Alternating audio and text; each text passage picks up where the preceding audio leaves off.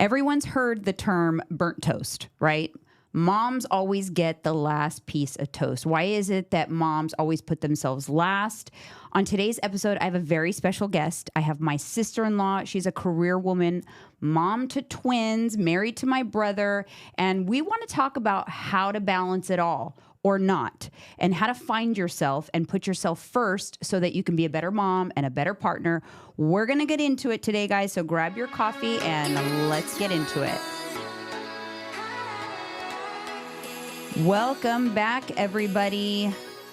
Another episode of Candidly with Coffee, and I am here today in Studio B with a very special guest and co-host, my sister-in-law, Lorena Vargas. Lorena, welcome to the show. Thank you. Thanks for having me.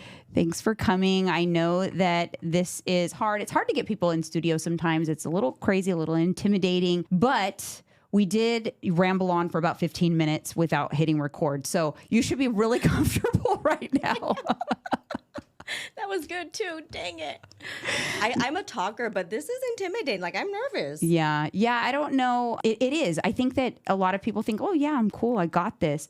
But when they sit down and the lights and the cameras and stuff, it gets a little bit much.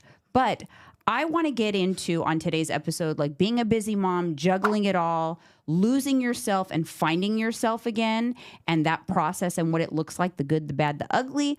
Before we get into that, let's get into some hot topics and chat a little bit about just what's going on. Now, you are my sounding board for Bravo reality TV. So let's talk about Bravo. What are you watching on Bravo right now that you're loving? The Valley. We are loving The Valley. I'm over Vanderpump already.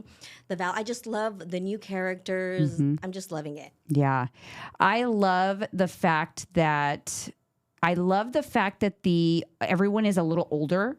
So sometimes I feel inappropriate watching some of these Bravo shows. Wait a minute. I'm old enough to be all of these people's mothers, or they're just very young in life. They're partying. So I'm wanting to shift. But I watched Vanderpump religiously since the beginning. And with Scandival, I got sucked back in.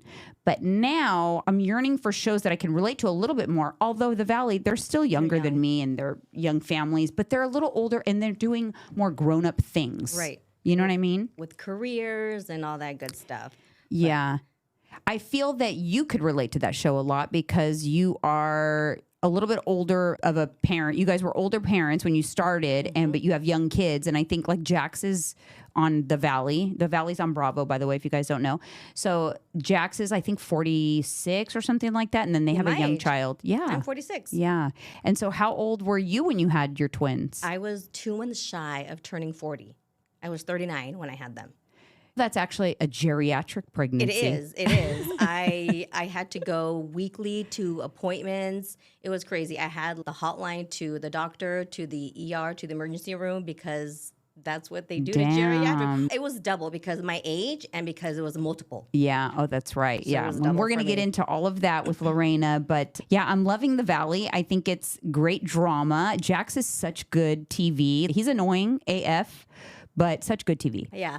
My friend, she actually went to Jax's bar in Studio City several episodes ago, and she had a picture with him, and she actually sent it to me on stories, and I was like, how is he? And he's the same. He's annoying and douchey. Yeah. You know that I met him before. Twice. And how was he? Annoying Same? and douchey. Yeah, same. I sat next to him on the airplane. We were flying from Las Vegas to Los Angeles, and I was by myself flying, and I sat next to him, and he asked me if I watched Pump Rules. I knew exactly who he was, but I was like awkward and uncomfortable. So I said, oh, no. That's so weird. I know. I feel so sorry for Brittany. This last episode, you can tell the struggles they're having with Cruz. We don't know what. We don't know exactly what it is, but there's definitely some speech. Yeah. So I felt bad for her because we had the same struggles with Danny, little Danny. She was in speech therapy. And just kudos to Brittany for identifying that and getting them help, because that's the first step. You try to get them help as soon as possible. And I just feel bad. Yeah, don't you think, and I'm speculating here, I have no idea, I'm not a doctor, I'm nothing, but it sounds a lot like the experiences I've heard and with like on the spectrum. We thought the exact same thing, Danny and I, because we watched it together, Yeah. and we thought the exact same thing because she was saying that he was talking and then he just stopped and he was like regressing back. So I was like, oh shit. And did you pick up on the fact that when she was saying like, oh, is that normal because he lines things up or whatever, you could tell she's already done research. Yeah. You could tell Jax is freaking out because he's comparing his kid to everybody else. And and I'm sure that the struggles that they're experiencing with all of that is probably what has contributed to their separation. 100%. You know how Jax is, right? And anytime there's stress or the situation isn't going right, he just flees. And I think that's what he's doing with the bar, right? There's struggles at home and they haven't had... Yeah. It's weird. Why? He said twice in a year. He's going to get somewhere else because there are rumors of him. Yeah. That's a serious problem. And she wants it. So it's not her. Yeah. He's maybe just not attracted to her anymore. I don't know. Poor Brittany, because, man, he's a piece of work. It is such a good show. I love it. I love also Kristen Doty. She's from Vanderpump Rules, and she is a hot mess express.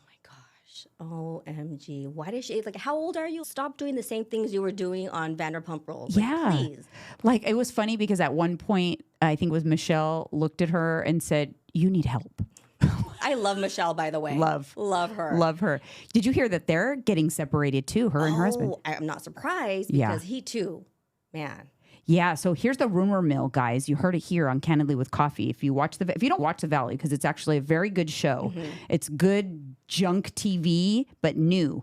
But the rumor is that they pretended to stay together because they got cast on the show, but they were already on Splitsville, but they wanted the opportunity to be on the show. So they pretended to be together. And that's why there's such a huge disconnect because they were already separated. And that's why as soon as the show aired, Splitsville, plus it gave good publicity for the show too. But that's the rumor. That makes sense because in their interviews, it's just so awkward and there's no compassion. There's no love. They're just so separate. Yeah. You can tell, there's no connection. Yeah. No connection at all. It's crazy. Yeah. You can't you can't hide. You can't hide from things because as a viewer, not even know, you can see it. You can see it. Let me ask you this. Do you watch any Real Housewives franchises? I do, but I've been watching them back. So I watched Miami, I watched Beverly Hills, but I don't know. I love it, but maybe it's a time thing. Yeah. It's a time thing. Do you have a favorite?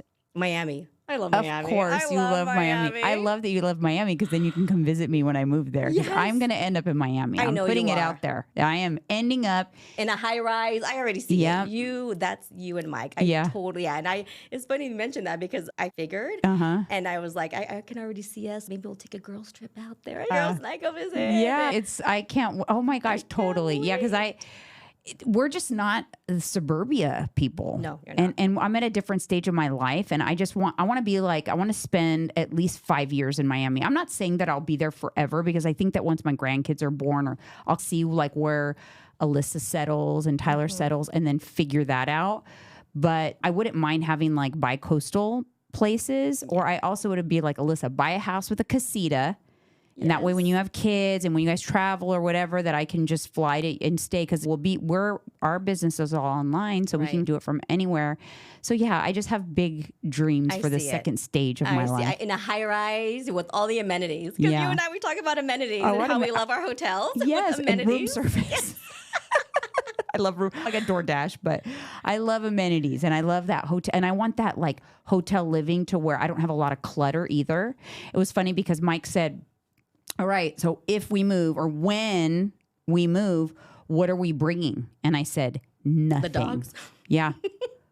I said, the clothes off our backs and no furniture and the dogs. Not a single piece of furniture is coming. We are just starting fresh. Yeah. And minimal furniture. Minimal decor and stuff. I want I want just clean surfaces. Clean, I don't want a lot of stuff. And I want that hotel feeling because they don't have a lot of stuff in a hotel. Yeah, I'm excited. That's so you. So let me ask you, is there a year in mind, maybe next year, this year?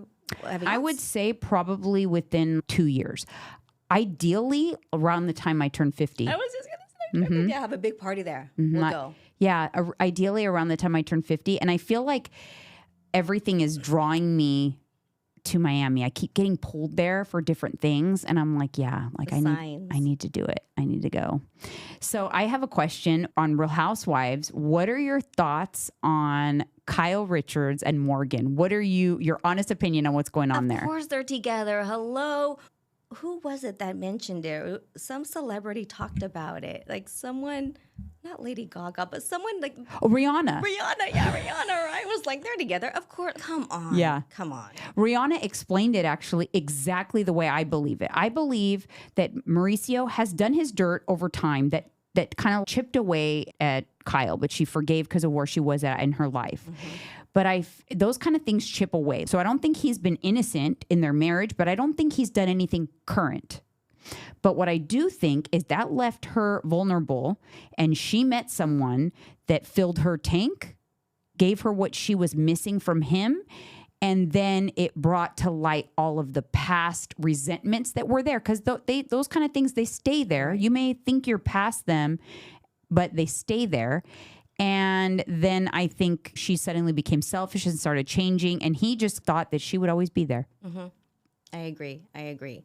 It's the resentment, right? And all those things add up. So I don't think he didn't do anything. Or like when he was on Dancing with the Stars, I don't think he did anything with his partner. Mm-hmm. But yeah, little by little. And she started getting her life back too. Because how old is Portia now, the youngest? I want to say she's 16. So exactly, now it's time for her and her life, and she's just over him. You know? It's a stage, and you go through that in marriages, and you go through these stages, and you got to be mindful and be aware of the stages, and that you're connected leading into each stage. Anticipate the stages, because like even young couples, right? So when you're young, if you're both around the same age and you're getting into your 30s, that's a stage too, because you change a lot from like your late 20s to your early 30s. There's a shift. And that's where my marriage had some issues, is when I came into my own, when I hit 30 and I started to think a little differently. Right. But so Kyle is in a stage, and her stage is empty nest is approaching, and she's starting to think about her life without the kids. They're not her main focus, right? So she's thinking, okay, what's my life going to look like? I want to go paddle boarding and be in nature and do all of these things. And Mauricio is ramping up the social life. And they are going in two different directions. And that's not what she wants, and that's not what he wants. And that's what happens. Yeah, I agree. I do believe that she is 100% with Morgan. They've been together this whole entire time.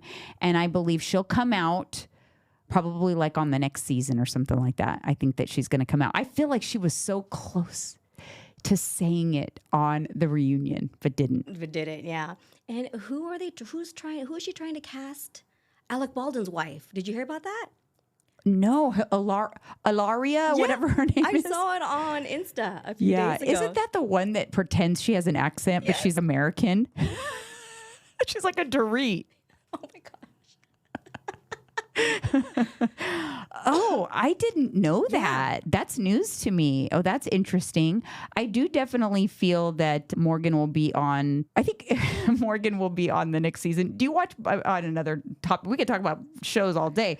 Do you watch Buying Beverly Hills? I think you guys would like that if you don't. Oh my God. With Mauricio show, right? Yeah. Yeah, we just started watching it. And I binge watched like 3 episodes. I like it. Yeah. Because I like watching the girls. I love it. And I can't believe how big and beautiful they are. Wow. Like time just flies. And as you watch the show, you feel like they grew up with you. You're like, they're growing up and you see it, and it's crazy. Yeah. It's wild.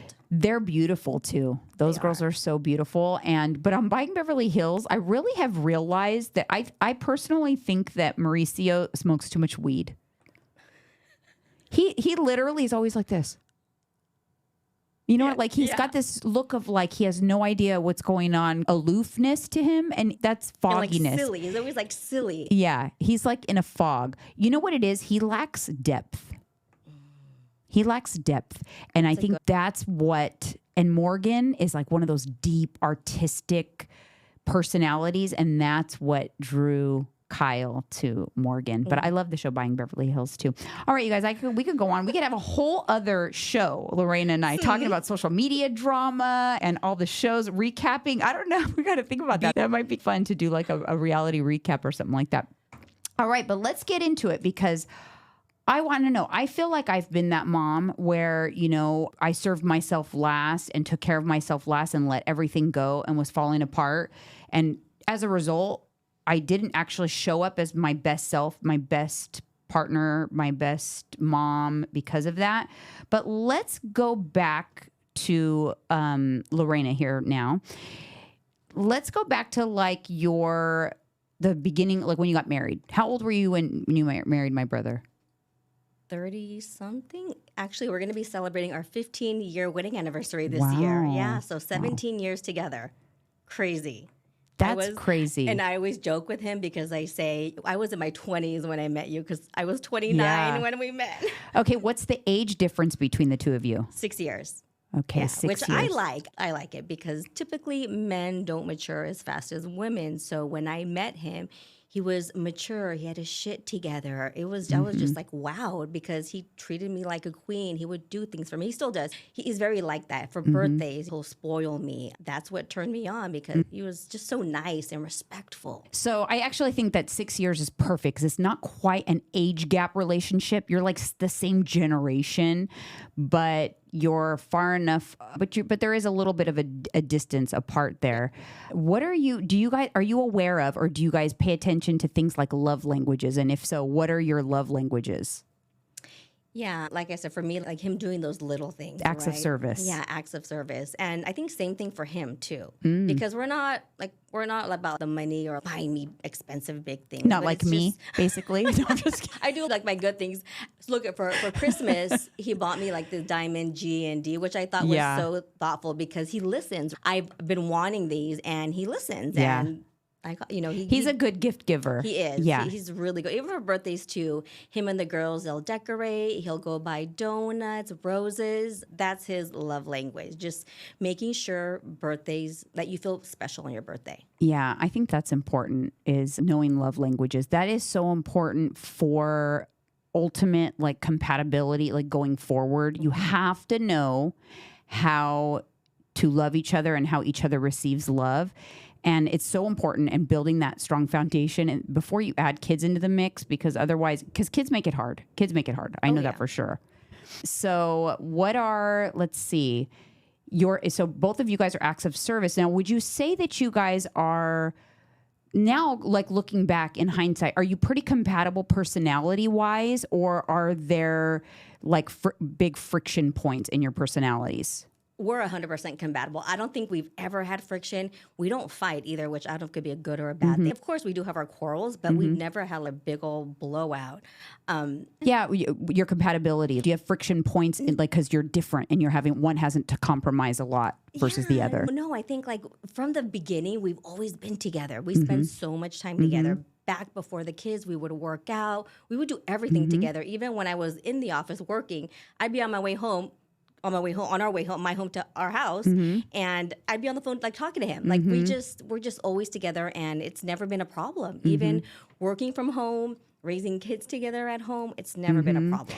Yeah, I feel like you guys are best friends. We are. We're everything. Best friends, lovers, Yeah. everything. We're And partners. Even because I'm just so thankful that I found a partner like him, especially now raising 2 kids. Exactly. Like it's 50-50. And like he does so much. In the mornings, I get the girls ready and he's downstairs making them breakfast and lunch. And I got laid off. I'm just blessed. I'm very blessed. How long did you guys date before you got married?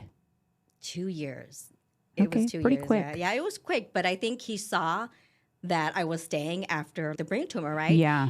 So we started dating in 2007, and then 2008 is when he found out about the brain tumor. Yeah. I've talked about it a little on this show, but not fully. So just to loop you guys into the story. So my brother had cancer when he was a child. I was 8. I think he was 12. That kind of rocked our entire world. He had lymphoma, non-Hodgkin's lymphoma, and the treatments that he received as a result of that cancer ultimately led to him having, what was it, the meningioma brain tumor. Okay. So non-cancerous. Yeah, non-cancerous, probably caused by the radiation he received when he was a child, because they did radiate his brain because they wanted to prevent the spread of the cancer at that time, which was like a crazy. It was all stupid thing to do. experimental. Yeah. So back then in the 80s, it was experimental, everything. So fast forward now, when you guys began dating is when he received his diagnosis, right? You guys were dating when he received his diagnosis that he had a very large brain tumor, kind of like kicked off a whole other life of his disability. Because he was working at eBay, had a career, everything. And then little by little, I just started noticing things. His left side would just started going numb. He would bump into things. And back then we were traveling a lot. We were drinking a lot, traveling. And we went to Vegas. And they ended up kicking him out of a pool party because they thought he was so drunk because he was bumping into things. But we were drinking, but we weren't drunk. I never knew that story. Yeah, they kicked us out because they thought he was like toast. Yeah. What's ironic is I remember he came to my house, and this is what kicked off like really stuff going down. It was two things that happened. He came to my house and I was helping him with something, and he seemed stressed. And he shows his stress. He seemed really stressed, and I was like worried about him. So when he left, I ran to Alyssa's bedroom had a window to the front of the house, and I ran to the bedroom and I wanted to watch him walk outside. And when he was walking to his car, his flip-flop kept falling off. And it's funny now, but it wasn't funny then. I was thinking like, that's fucking weird. What is going on? And the very next day was my mom's birthday at Mountain Mike's Pizza. And I was like Hawkeye because I knew something was up. So I was paying attention to him. And the entire time we were at the pizza spot, he had his hand was like closed and it was down and he wasn't really moving it. And so that night when we got home from pizza, I think I called you. We called and said something or whatever. Hey, what's going on with Danny or whatever? Elizabeth and I got together and we're like, something's up, intervention time.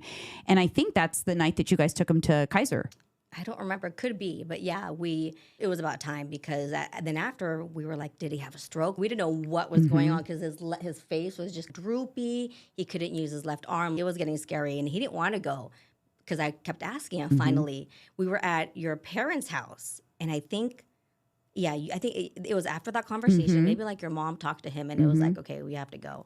And back then he was smoking. And I remember when we walked into the ER, he's like, one less cigarette. Because he already knew. I swear, he's literally like my mom and we're just all the same. But he knew something was majorly wrong. And so he was putting it off because he knew that was going to be the kickoff to like a huge battle or some really bad news. So he was trying to live his best life, trips and drinking and all of that leading up to it. Yep.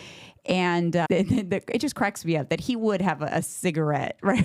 Right outside the hospital or something. Yeah. And then they diagnosed him and then they shipped him to another hospital. And then he had to wait 2 weeks to have surgery because he was popping Tylenols because the headaches were so bad. And they thin your blood. Yeah. So, I remember all of that. It was very traumatic for the family because here we felt like, okay, here's another battle. But so you were just a girlfriend at that time. And I think that when he thought for sure, oh, she's out of here.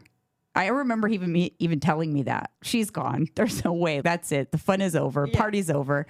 So when you stuck around through that, the brain surgery and the beginnings of all of that process, and you guys got engaged shortly thereafter. Yeah, and I remember my mom even asked me, after everything happened, she's like, well, are you going to settle? Is this it? And I'm like, yeah, I don't care. Like, he went through a health battle and he's going to be fine. I'm one of faith and always think positive and think things are going to work out. And that's always carried me through my life. Like, things are going to work out. Things are going to work out. And here we are, how many years later with the family, twin girls and everything. And thank goodness he's much better. This is like the best he's ever been. Yeah.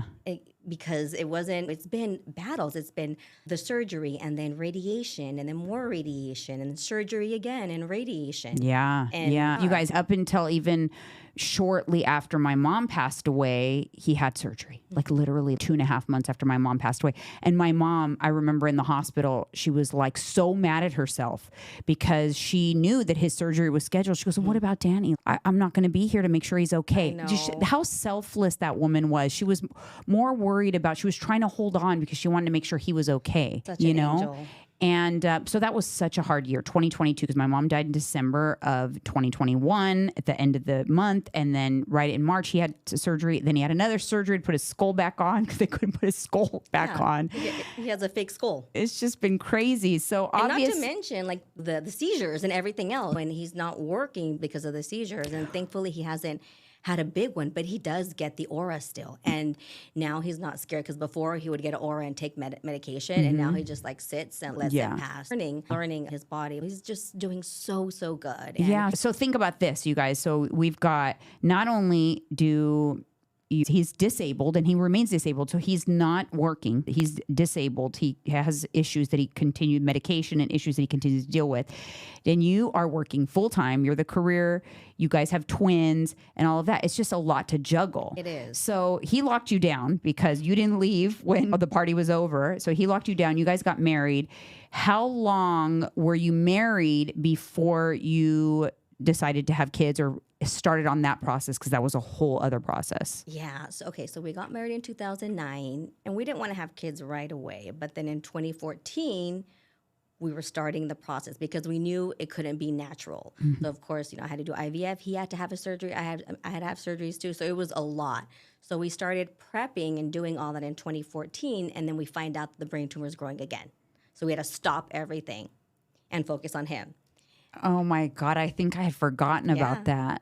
That's just craziness. Again, you guys, just to give you a little back history, because of his treatments when he was a child, it was right at like puberty time, and that did affect his fertility. But thank goodness for modern medicine, they were able to perform a procedure where they were able to extract viable sperm. And so you guys went the in vitro route for pregnancy. But obviously you guys had a little hiccup there with the growth back. So what happened after that?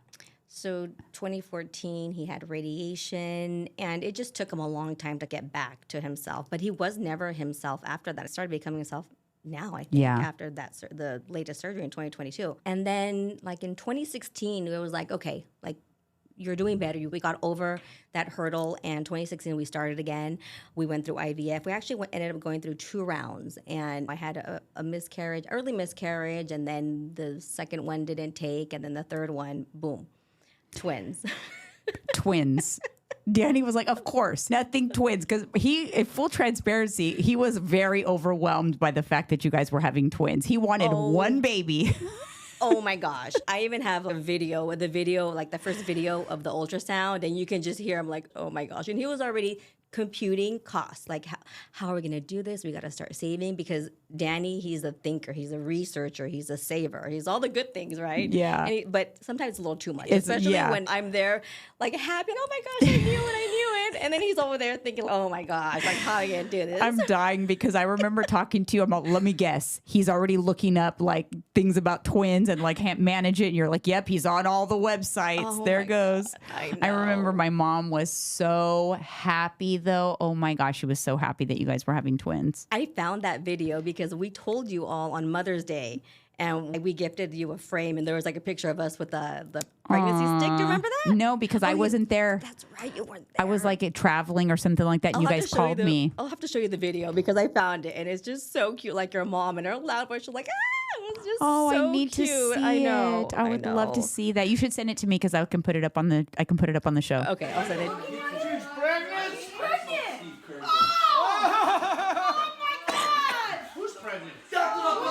I'll send it to you, and it's.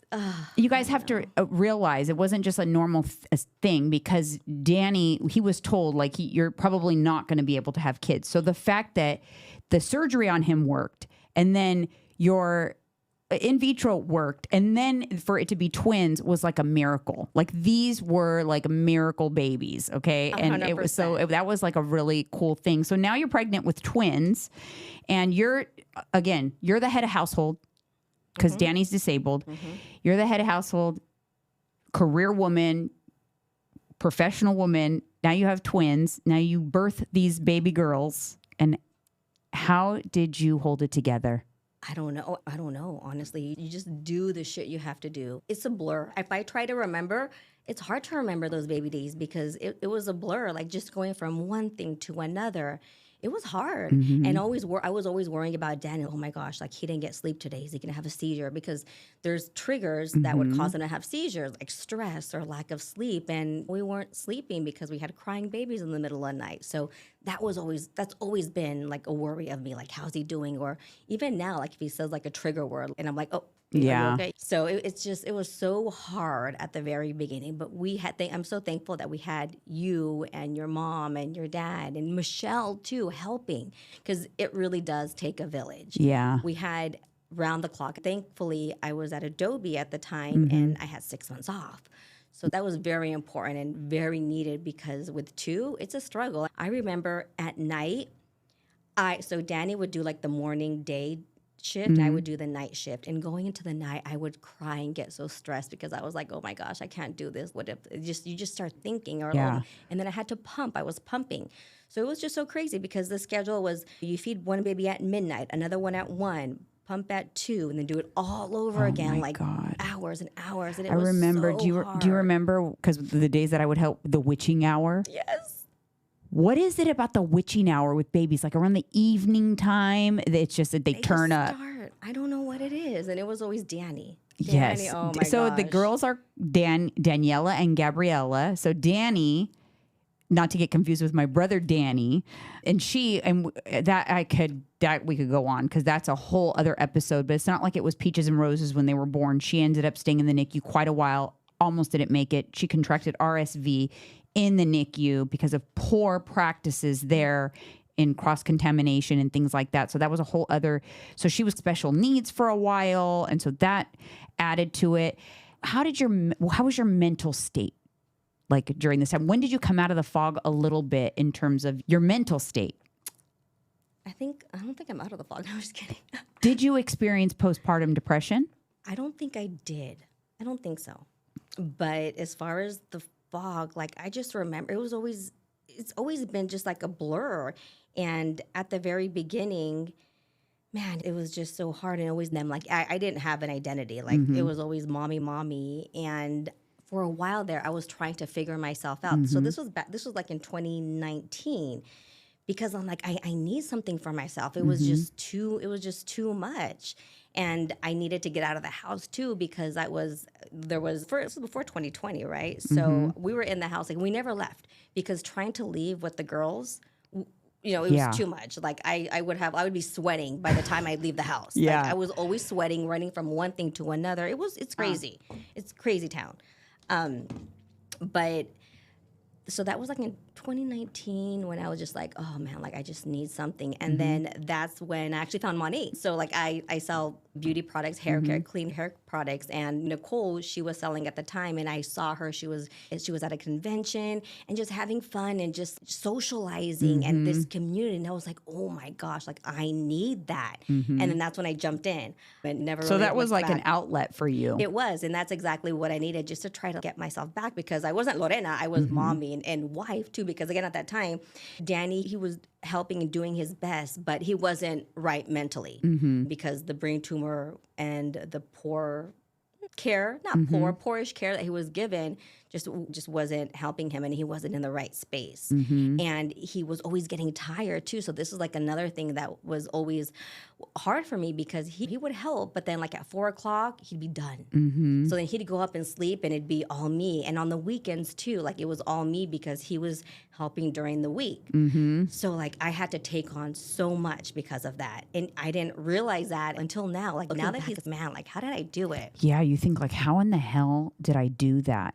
So let me ask you this in a vain question. Did you gain a lot of weight with a twin pregnancy? I actually didn't, because I wasn't really hungry. I didn't really have too many cravings. My cravings were good. I had like watermelon cravings and fruit cravings, but I didn't gain too much. I don't even honestly know how much I gained, but it wasn't too much, because I didn't have room to eat. That's true.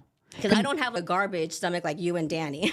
See, it runs in the family, man. We could eat and eat till we're just explode. Yeah. I probably 30, 40 pounds, I think. Yeah, so I wasn't too, but I had a lot of loose skin, and that's my struggle right now too, man, because I'm older, elasticity, we'll go there later. But okay, so 6 months after they're born, you return to work. Tell me what that's like.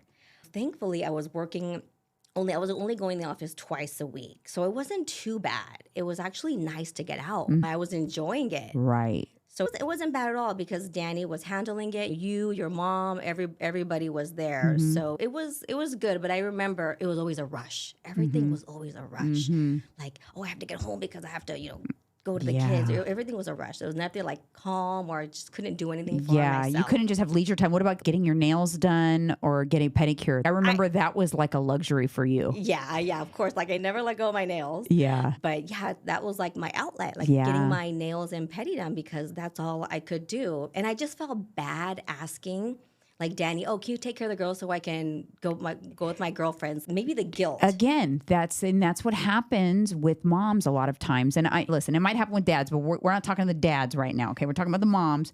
But I do feel like, why is it that we put it on ourselves as moms? Like, we feel like we need to find a babysitter or something. We have to handle the childcare if we want to go do something. But if the man has to go do something, they just do it and they just figure we're going to pick up the slack. Why is it like that? I don't know. Yeah. And I don't know. And maybe it's a little bit of me too, because I hate asking, like depending on people or just, I just don't like it. It's one of my not so good traits. Yeah. Of having just not asking. Now with twins, you have to ask. And I've learned that you have to ask. You need help. You do need help. And I mean, we identified people. that. I remember when they were born, like, you guys are going to need help. Like, you're not going to be able to do it. What are you guys going to do? We have to figure it out. And I mean, my mom and I tag teamed the situation a little bit and jumped in. And I cherished that time because it was good. It was fun bonding time with like my brother, bonding time with the girls, because I'm definitely more bonded with them because of that. There's just a different connection. But there is also the bonding that my mom and I had over it, because we were like the only ones that knew like how hard it was and what was going on. So we would call and talk about it. Oh my God. It's so hard. The twins, it's so hard. And we would laugh about it. And then sometimes there was a few times where we'd give you guys like a night out. Yes. And so we would watch them together. And the drive home, we would be like, oh my God, we can't wait to go home. I know. I'm like, how are they going to do this, Mom? It's so hard. We would laugh the whole way home. So those are such good memories, though. And Danny talks about that, too. He's so blessed and lucky and happy that he had those times with your mom. Yeah. Because they watched movies. They talked. A lot of conversations. Your mom confided in Danny a lot because she was going through a lot, too. Right. You know? And I got close to your mom and you, too, because I don't think we've ever been close. We've always been cool and everything, but we were never close. After that, I think we've definitely gotten much closer. Yeah, you're in the trenches. We were like all in the trenches together. It was like a battle. Yeah. It was like a battlefield over there. Remember, I used to call it the dungeon because Danny wanted he wanted darkness at all times. I'm like, oh no, I'm going to the dungeon. Yeah. Because he had the curtains drawn. He wanted it so quiet. Oh my God. It was a process. I don't know how we did it, honestly. I know. People ask. I'm like, I don't know. Honestly, you just, every day, just go.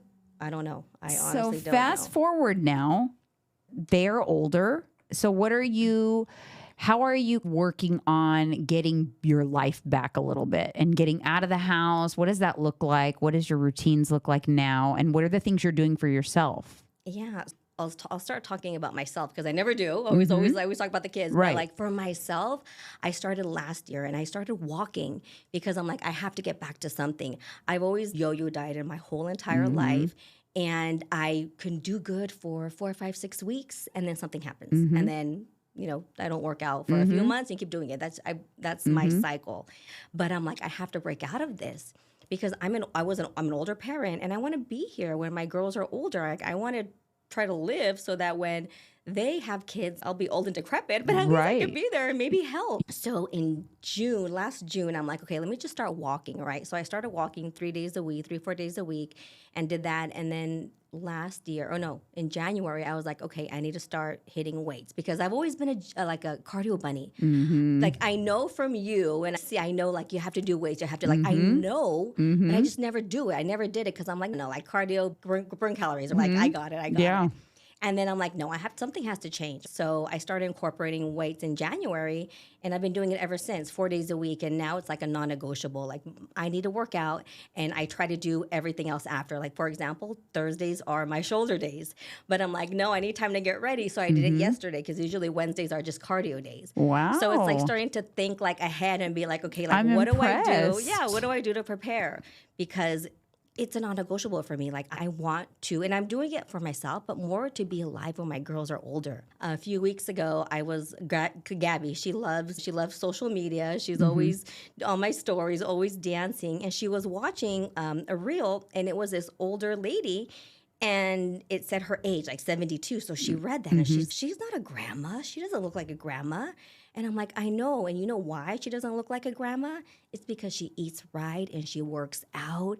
And you can just see the wheels spinning in her head. Oh, like, my goodness. Yes. So that's what I said. I'm like, Gabby, that's why mommy and daddy eat right. We work out, because I want to be here when you're older too. Because it was the grandma, the daughter, and her daughter. It was a reel that they all did. And she looks fabulous. Yeah. And I always go back to that, because it's so important to start creating those healthy habits now, so that your kids can see. Yeah. Because they're going to follow what you do. If I'm sitting on the couch eating, that's what Gabby's going to do. Because Yeah. Gabby's a snacker already, Oh, you yeah. know? She's Yeah. like me. So I have to. Yeah. If I don't do it, who's going to do it? Yeah, you're definitely setting the stage for them. So that's so important. But then it also, what I like that you said here, and this is a nugget, a gem for everybody listening. You didn't tell me that one day you woke up, you started tracking macros, and you exercise, and you're going to do all this, and you walk 10,000 steps. What did you say? You said a year ago you decided to start walking 3 days a week or whatever, right?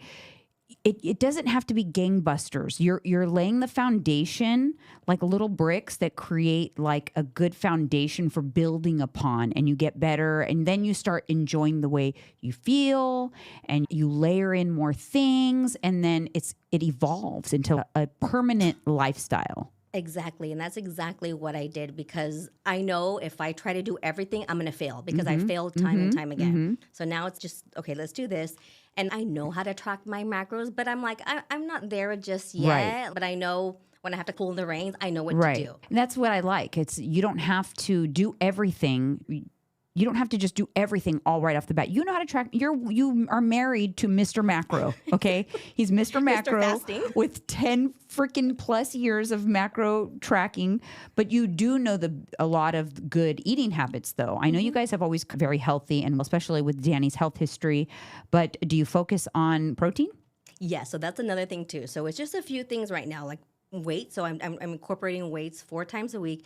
Protein, like getting my protein in. And Danny's so good, because typically, like when I've tried this in the past, like I just get so annoyed at him. So he just like, forget it, I'm done helping you. But this time I'm like, I need your help, which is different, because I never asked for help. So he's okay, I'll help you. And like he makes sure I have my protein in the morning. He'll make me my breakfast, my coffee, and my protein shake. So I have all of my stuff there with the girls too. Yeah. So he helps, because I'm willing for him to help me out. You know what I picked up on this in this conversation throughout the process is when you have realized as a mom, as a busy woman, that it's okay to ask for help.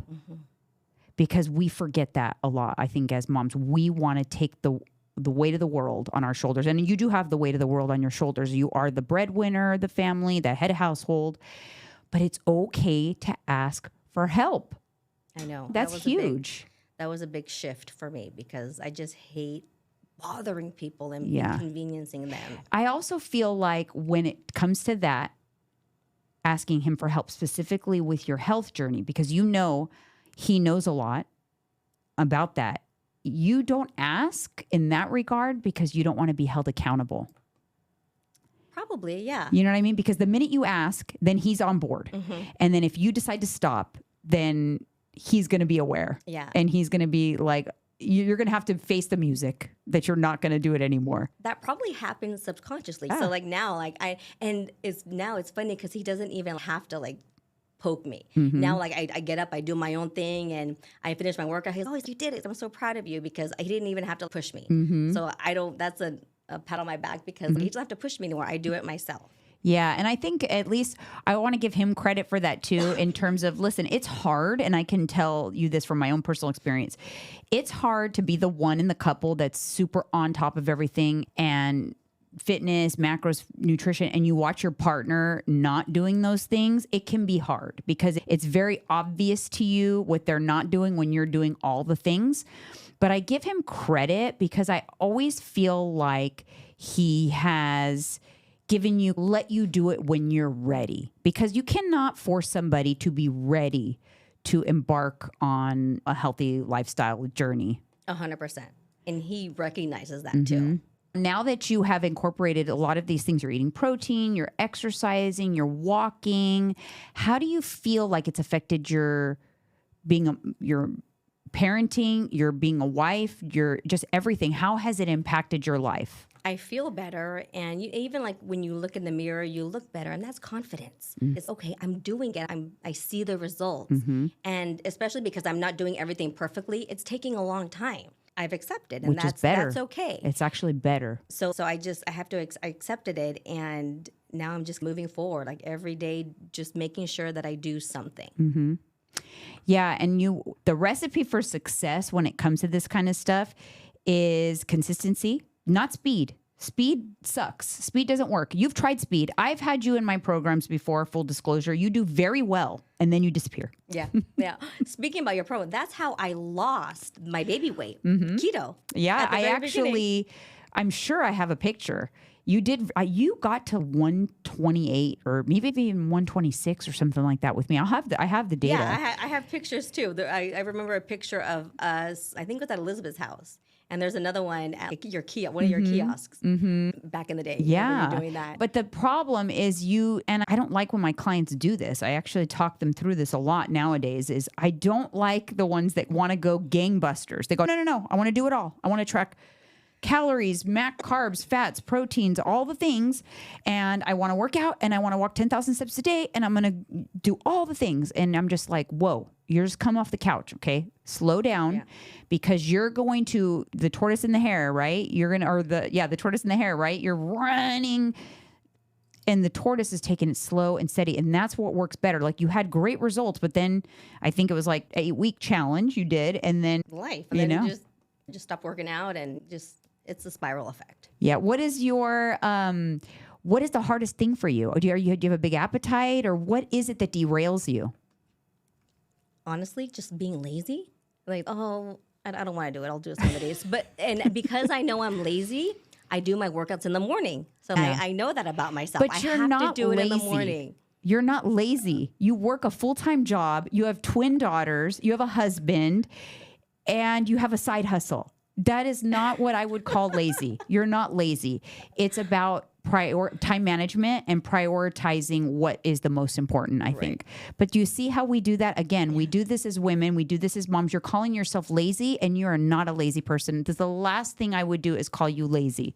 I know. I don't know. Why do we do this to ourselves? But we do it. This is what we do. And this is why I thought it would be so good to have you on, because you're so relatable.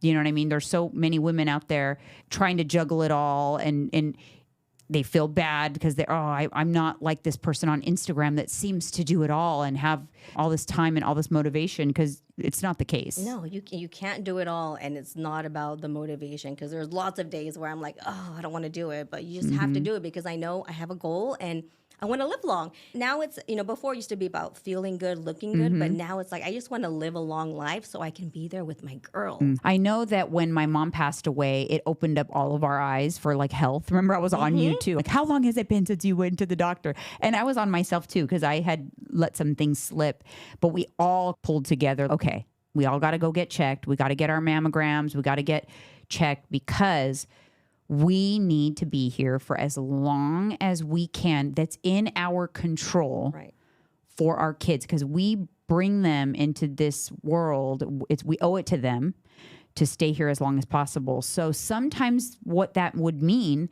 is maybe, you are sacrificing some time with them so that you can get your workout in. You're sacrificing some time with them so that you can do your meal prep. But in the long run, you're setting a really good example for them. And you are putting yourself in a position where you can be there with them for the long haul, so that they're not holding your hand in the hospital saying, Mom, like, why didn't you take better care of yourself? And also with the whole situation with your dad too, it's making me realize you also want to be financially responsible so that when you're older, you have the money to be able to take care of yourself too. Because I remember growing up, my grandpa used to tell me, oh, you have to take care of your mom. So that was ingrained in my head. You got to take care of mom. So I knew I had to take care of her, right? It didn't go that way. But we're always told to do something. And then it sticks in our brains. Yeah. From when you're old. So the interesting thing is, so think about that. So if we're told something and then it sticks, we need to pay attention. Obviously, my kids are grown, so it's too late for me, but I think I've done an okay job. But we need to pay attention to what we are getting to stick into their little brains now. So what you're doing now by putting yourself first, I wouldn't say first, but sometimes you do, better at it. Yeah. Better at taking time for yourself. I feel like you put yourself together more often these days. True. You know what I mean? Like I see it. Yeah. I can tell even from social media, like you're putting yourself together a little bit more, putting makeup on, like you're finding yourself again. And how do you think that's impacted your relationship with Danny? Has it been positive or negative? Be honest. I think it's positive because he loves when I wear a red lipstick. And today he's like, what lipstick you gonna wear? And I'm like, not the red one. Oh my God, I'm dead. He's mad because you always take it off. So I know that he, luckily, because we're not lucky enough to all have husbands that support when we want to look and feel our best. Sometimes maybe they feel a little insecure by that, but I know he likes it. He likes when you focus on taking care of yourself. Yeah, because honestly, if I feel good, then I'm going to feel better in the bedroom. Yeah. Better sexy time. Yeah. I agree completely. And I know that's the case in my household too. But yeah, I love that. I think that's so good. And I like that you're in this phase of your life and marriage and stuff like that. Now the girls are older, so you guys have more time. And yeah, but you have to still take us up on the babysitting offer. You guys need a date night. I know, we do. And it's funny because it's going to be our 15th wedding anniversary in October. So we're like, what should we do? Maybe Tata we'll take the kids over to Tata's house this time, because before it's always you coming to us. Yeah, and that's now different. That they're older. And by then, I think Alyssa's planning on moving. So she's going to move it probably by the end of the summer. I'll have a spare bedroom because I'm going to make that into a spare bedroom. So it'll be perfect. They'll have their own bedroom. And yeah, we can have them. I wonder how they would like that. They probably love it. I think they love it. They love you. Yeah. Tata, Tata. Yeah, they call me Tata, if you guys don't know. I know. And not Tatas. Tata. I don't know how that came about. It was little Danny one day, and it just stuck. But it was like, Tata. And it's the cutest thing, and I just can't get over it. I just love it. I love it. Still. And they would start to watch my YouTube channel and everything, and they would say "Ta" like I was on the screen. I thought that was so cute. And that's why Danny wants to start the YouTube channel, because she wants to be on TV like you. Aww. And remember you were doing your Christmas vlogs, and she was in one of them. She likes to watch that one again and again. Oh my gosh, she probably has watched that vlog so many times. Yes. Oh, that's so cute. It's cute. All right, you guys, we want to thank Lorena for joining us on today's episode. I think we got a lot of nuggets about being a busy mom. It's okay to ask for help. Take it little by little. Start working on putting yourself first. And remember, the little ones are watching, and the things that they are absorbing now are going to be huge impact on them later in life. And so thank you so much for coming and tuning in. But guess what? We have an after show that goes on Patreon. So not only is Lorena going to join us on the episode 506 after show, but she's also going to join me over on the green chairs for a little episode of Off Topic, because we have some other things to talk about that are not appropriate for YouTube. So we will see you guys, for some of you, on the after show.